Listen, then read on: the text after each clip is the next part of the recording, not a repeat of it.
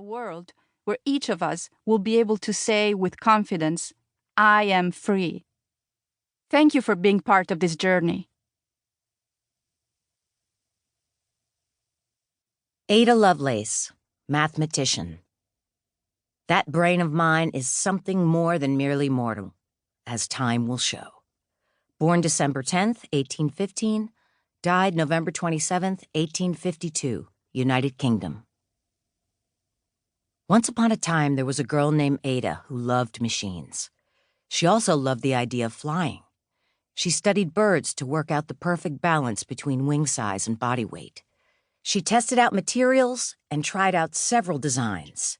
She never managed to soar like a bird, but she created a beautiful book full of drawings called Flyology, where she recorded all of her findings.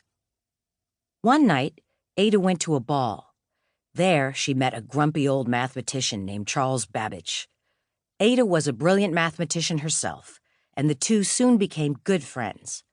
Charles invited Ada to see a machine he had invented. He called it the difference engine.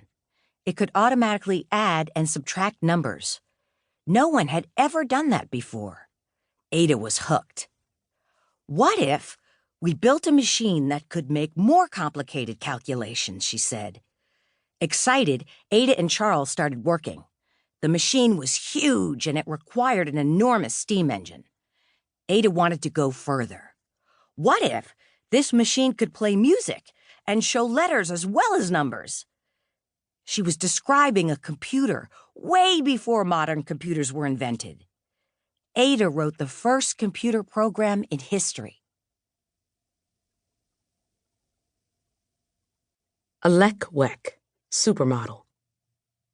When beauty shines from within, there can be no denying it. Born April 16, 1977, Sudan.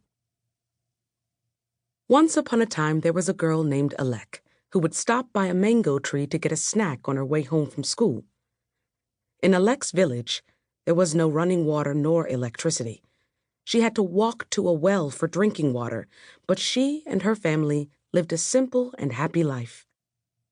Then a terrible war broke out, and Alec's life changed forever. As the warning sirens wailed over their village, Alec and her family had to run away from the fighting. It was the rainy season. The river had flooded, the bridges across it were underwater, and Alec could not swim. She was terrified of drowning, but her mom helped her to cross safely to the other side.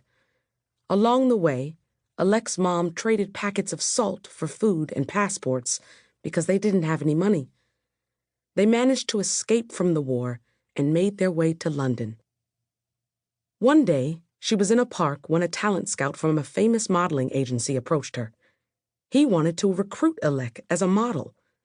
Alec's mother did not want to hear about it, but the agent persisted, and she finally agreed. Alec looked so different from any other model that she instantly became a sensation.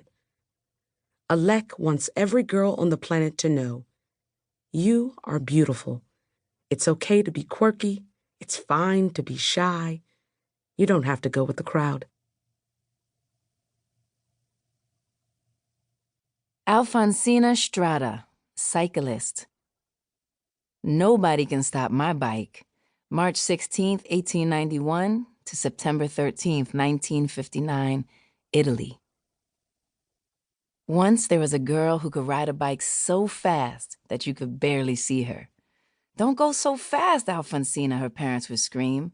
Too late, she had already whizzed past. When she got married, her family hoped that she would finally give up this crazy idea of becoming a cyclist. Instead, on her wedding day, her husband gifted her a brand new racing bike. They moved to Milan and Alfonsina started to train professionally.